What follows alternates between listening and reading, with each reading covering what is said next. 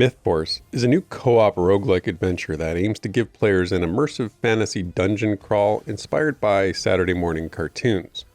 It's an interesting mix of genres with an aesthetic that certainly stands out in the crowd. If nostalgia for children of the 80s was the be-all end-all, then this game would be a surefire winner. But does the gameplay hold up for a modern co-op title? Here at PantheonPlus, we play a lot of group-centric games with a focus on the social aspects. So, is Mythforce a dysfunctional pickup group or a legendary party? Let's group up and find out.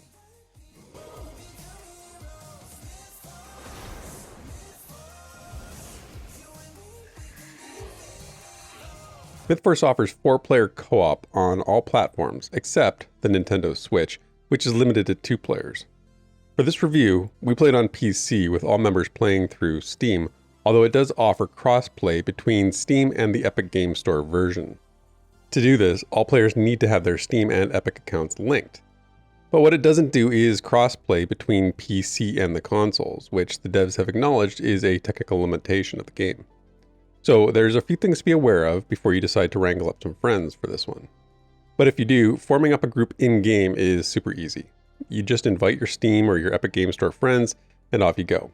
It's a really good interface, and adding friends to your party, issuing a ready check, and loading the level are all super easy. If you want to run a pickup group, you just start a game and leave the option open for anyone to join as you go along. There's no waiting around for a full group to form, there's no sort of lobby like that, and that's kind of nice, and I think it's a change and something that smooths out the group finding process. I think it's long overdue in the co-op and MMO space. If you'd rather be the one that jumps in, Mythforce offers a quick connect option, which sees you paired with others for a drop-in and drop-out experience. The game adds you to a pre-existing run already in progress when the group moves into the next room. Now, most of my time with Mythforce was with a static group, and I feel like that is the best option, but this also works. And having said that, it would be nice to have a little more control over the type of game or the stage you're looking to run in a quick connect scenario. But on a positive note, if a player disconnects during a run, they can easily rejoin the group with their items and their perks just by joining their friend's game through Steam. I don't know if the Epic Game Store version offers this as well, but Mythforce is actually really well integrated with Steam, and that makes a big difference. The other thing I want to mention here is the communication options while we were grouped. We were using Discord for voice comms, and this is definitely the best option for static groups. It should be noted the game's Discord server has tons of voice chat rooms, which is great to see Beamdog offering this service. If you're playing with a pickup group and you don't want to use Discord, you are limited to emote voice lines for communicating. There's no text chat box or proximity voice chat, which of course has its advantages and its drawbacks, but with the ubiquity of Discord these days, I feel like it's a design choice that's overall a net positive. I also want to point out how useful some of the voice emote lines actually are, especially when it comes to tagging items that drop so your group mates know that there's something available and you can help them locate that item. Plus, there's tons of emote lines just by default, and you can actually purchase more with in-game gold. Lastly in this area, Mythforce is currently $30 US on Steam and the Epic Game Store with 0 microtransactions, no subscription costs, no paid DLC, or any other type of invasive monetization. You buy the game and you play, just as it should be. In-game, you'll have opportunities for customizing how your character looks with outfits and emotes like I mentioned, and weaponry without all the nonsensical microtransactions. It's all done with in-game gold. And this approach to monetization is much appreciated by me.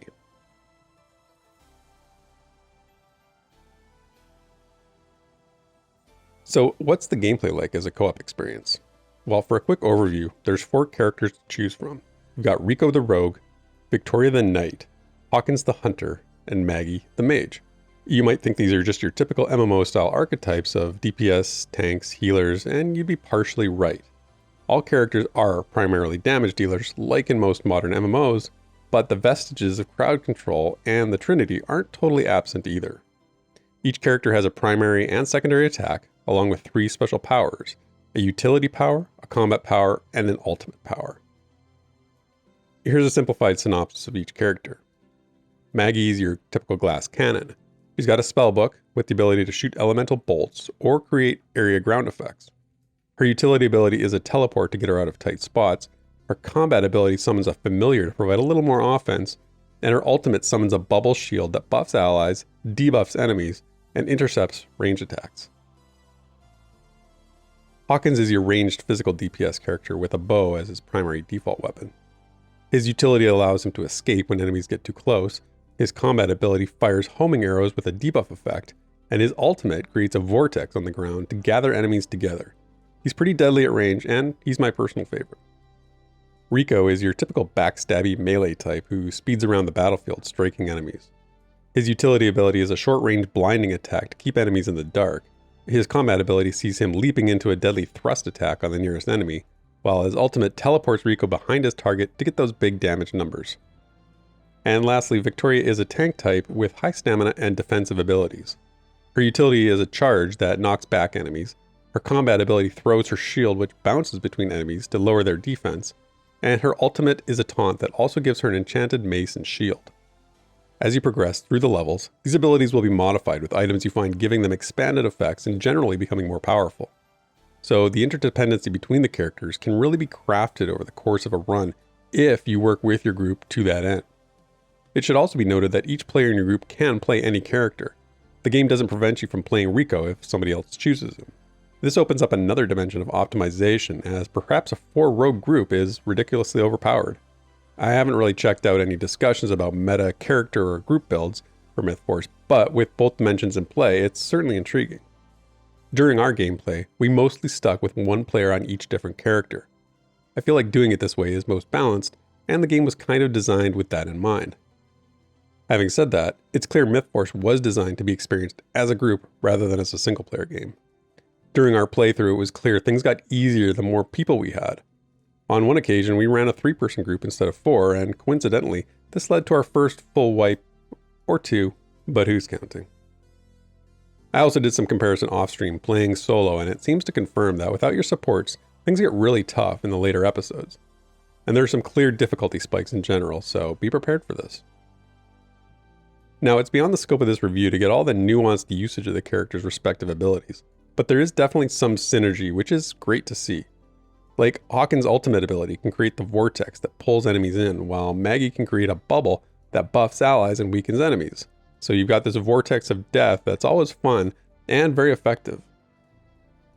One of the biggest advantages of group play is the ability to revive each other as a group, and you can keep your run going much longer than you would otherwise be able to. It's clear this was designed to be a group co-op experience first and foremost. There's no bots or mercenaries to hire to accompany the solo player. The ease of playing the 4 different characters is noted in-game on the character select menu. This helps if you have more experienced FPS players in your group who can handle the more intricate skill usage of some of the characters. On the topic of long-term character customization, Mythforce really shines. You can create fluid builds using what the game calls your constellation. You slot gems found during your runs into the constellation for a wide array of effects. There are 3 types of slots and 4 types of gems, so mixing and matching them creates a lot of different options. Of course, you can only use the gems you have, and the types that drop are random, so you'll spend a lot of time trying to get the right gems.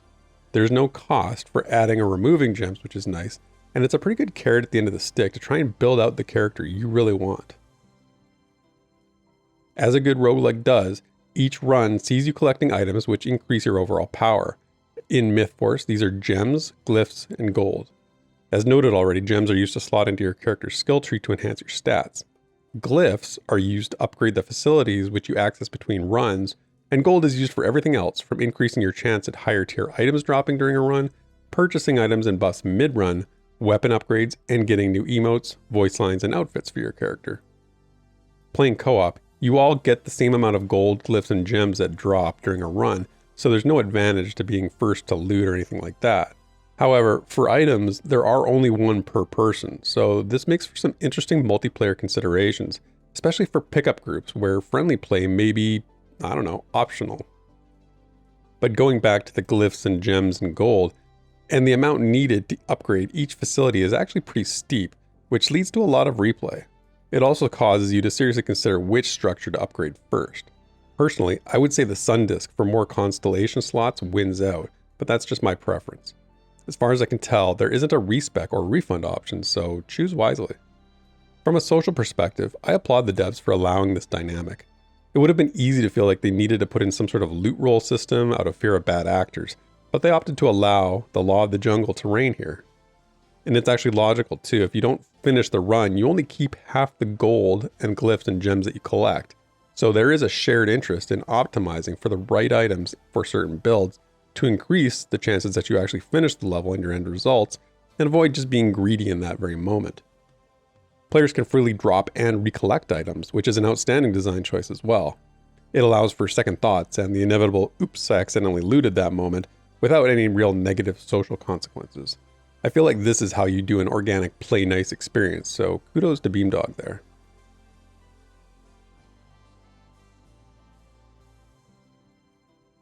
Games like Mythforce live and die by their networking performance in a co-op setting. The fast-paced FPS gameplay requires highly accurate responsivity, and any sort of impedance to that can take away from the fun and the challenge. From a technical standpoint, our experience was pretty good. I was the host for our group, with my teammates located both near and far from my physical location. Networking performance will always be tied to the strength and consistency of your own internet, but one thing we noticed was that for players most physically distanced from the host, there were at times issues with responsiveness. Beyond that, there is a known issue with the mage character's ranged hit detection when not the host, and the devs have identified the issue and have been stated they've been working on it.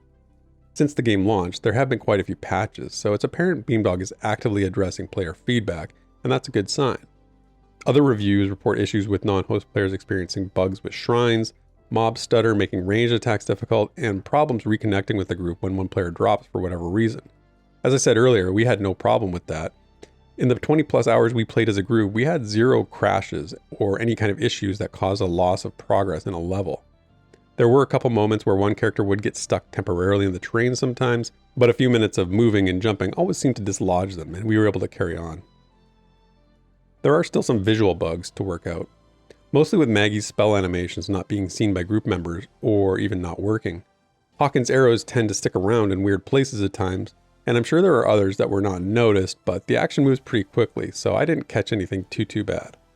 It should also be noted as well that the enemy AI was fairly competent with pathfinding and targeting, usually working as intended, but it's also not perfect. It's not impossible to find places that the mobs can't get to, and once in a while they did seem to just sort of stop trying, but it was few and far between, so it's not a huge deal in my mind. Lastly, it should be noted the Mythforce Discord server has an excellent bug reporting setup that makes it easy to report and get a dev response. Of course, there's always going to be some gameplay bugs and whatnot at any game's launch, but in general, there does not appear to be any game-breaking issues related to multiplayer co-op, and that's good to hear for a game that has that ingrained in its identity. And you'll hear at the end of this, if the devs can smooth a few rough edges when it comes to the technical perspective, it bodes well for the game's future.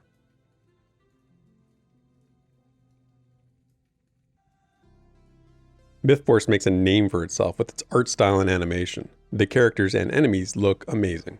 The movements are smooth and well done, evoking that rotoscoped aesthetic. If this was off, Mythforce would likely be dead in the water, given that's its whole theme. While streaming, we had comments that cited inspirations like classic Disney cartoons or the famous Dragon's Lair arcade games, and of course, 80s cartoons. Mythforce is a great game to stream because the conversation turns to reminiscing about the classics. When we finished an episode to see a cutscene play together, it was like gathering around the old Zenith TV with your friends, eating sugary cereals. It's a wonderful moment, and it's also entertaining mid-level when one of the boss characters is taunting you, performing their villainous monologue and summoning, "My minions will deal with you." My minions. Heroes. It's a chuckle when you're solo, and it's belly laughs when you're with a group. This leads into the sound design, which again is excellent for the most part. The music by Ross Lara hits just right. We were feeling the vibe from the intro video to the in-level music. Sound effects also go for the nostalgia hit, just as the visuals do, with Victoria's dash effect, enemies spawning, and all the quips between characters as you actually make your way through the levels. But using the term quip doesn't actually do it justice. They actually have lengthy conversations which reveal their backstory, their attitudes, and the nature of their relationship. Now, this isn't Dragon Age level depth, but it certainly reminded me of that.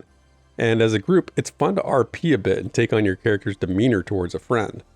There are some audio level balancing issues here, as the conversations can be hard to hear over the din of battle or other just environmental sounds, and you can play with the audio levels a little bit, but it's still a bit too noisy at times in general, but that's a minor complaint in what's otherwise really well done audio design. Just some last miscellaneous notes before we wrap up this part of the review. Character portraits change with damage, and it's fun to see your friends near death. And the rezzing animation is actually really funny. Who doesn't want to just pat their friends on the back and say, it's going to be okay? Just be careful where you aim your little love pats. Before I share my overall comments on Mythforce, I want to share some of the thoughts and conclusions from my group mates from this experience. So here's a couple things they had to say. To put it like really quickly, besides like the aesthetic, I think we all like the aesthetic, right? But the like, specific thing that I really, really like is the voice lines. The voice acting is actually really fun and like really appropriate for this game, I think. So yeah, that's what I very much like. And your critique would be what? The networking. Yeah. It's and I have a good internet connection, but however it works, whether it's like a peer-to-peer thing or whatever, I have one bar on my signal or whatever in the top left. So it's for some reason my connection's really bad, and it makes it almost unplayable in multiplayer, which, as you probably could tell, it took a lot of it away for me. If they can manage to fix that, it's going to be insanely fun in co-op. Right. I mean, it's fun to play with friends, but when all the glitches and issues are happening because of the networking, it takes a lot out of it. But I still had a great time. Yeah, for sure. So right on. Mm-hmm. Mr. C, one good, one bad. What do you got? Positives. This game really has a great style going for it, and it's a space that's not really played around with much nowadays. I feel like there's a lot of potential with the Saturday morning cartoon vibes, or just even like, I think a lot of people do 80s stuff, but it's more like horror, or it's like Nintendo graphics or something like that. So I feel like this space has a lot of potential, and that's what I really like about the game. Yeah, that's a great point. As for my negative, I feel like the game just needs more polish. More specifically, like the perks, because there's a lot of perks you get that are just like, it's like, I guess that'll help me out a little bit. There's no like, oh yeah, this is amazing. Like, the only things that are like that are like HP, because you're going to be taking damage, so obviously you want to recoup your losses.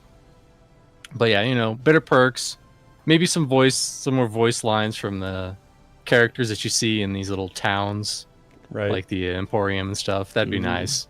Okay. Yeah, good points. Yeah. And Llama, what about you? One positive, one critique. I would say my positive would be actually the gameplay. Besides all the network issues, I think the gameplay really it's for a first-person game that really interacts with range and melee combat. It feels fun. It feels rewarding, especially with the parry system. When you can get it off, it feels very good. I think one of the also great things with the gameplay is that, like what we just did, the Hexstar fight, you having like mechanics like that, I think they should really incorporate more of that, even in previous little boss fights. But just even having it for that was really fun, something for us to learn all together. That was very interesting for me. Yeah, that's an excellent point. I like that. Now my critique. Funny enough, would have to go back to the combat. Actually, my biggest critique would also be the combat. I feel like the melee, and I haven't really played much range. From what I'm hearing from Drac, if I'm playing with the mage, I'm gonna Drac Desert. It's okay. Desert. D's, interchangeable. I got it. Yeah. But the point is, though, from what I'm hearing from range, it feels a little bit off. And when I played a little bit of bow gameplay, it was interesting. But greatsword gameplay, I think, is the big one. There would be sometimes where you swing and it just won't connect, even though you're like right in front of it. So I don't know if that's just maybe like I said, network error or something like that. But I just feel like a little bit too clunky, even for a greatsword. Like, you can hit it off, it feels like a greatsword, but I feel like it just needs a little bit oomph to it to really feel like a greatsword. I don't know. That's probably the best critique I can give. And then I guess like what was it? Hit frames. I think that's probably another one. Yeah. Hitbox frames. Yeah. For me, Mythforce is a really fun experience. It's exactly what I was hoping for when I rallied my teammates to jump into this game. Even as someone who doesn't generally play FPS games, the character and charm of the game supersede my preference for a slower, more methodical gaming experience. I found myself wanting to play in between our scheduled group sessions, if for no other reason than practicing my skills or progressing my character and upgrading my facilities. In doing this, it was highlighted just how much better Mythforce is as a co-op experience, and that it was clearly intended to be such. Playing solo works well for low-level resource grinding, but beyond the first few episodes, the difficulty becomes almost insurmountable without friends. And I actually greatly approve of that design. Beamdog has smartly made grouping as frictionless as possible to support that design choice. It's a game that has a surprising amount of depth when it comes to character builds and group synergies and combat strategies. It offers great challenges that, when overcome as a group, are just awesome.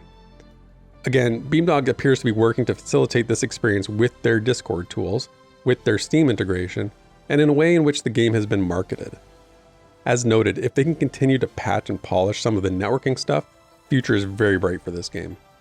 Mythforce will leave a mark as a unique co-op adventure that celebrates the heroic camaraderie of the past, while delivering a very good modern gaming experience. So, what do you think? Would you play Mythforce based on this review? What other co-op games offer a good social experience? Let me know in the comments. Here's a link to our most recent Mythforce stream, as well as one of our MMO gameplay sessions. We're about to play the final episode of Mythforce coming up soon, so we'd love it if you could join for the live stream. And if you enjoy this type of content, please consider subscribing to the channel. But until next time, cheers, and thanks for watching.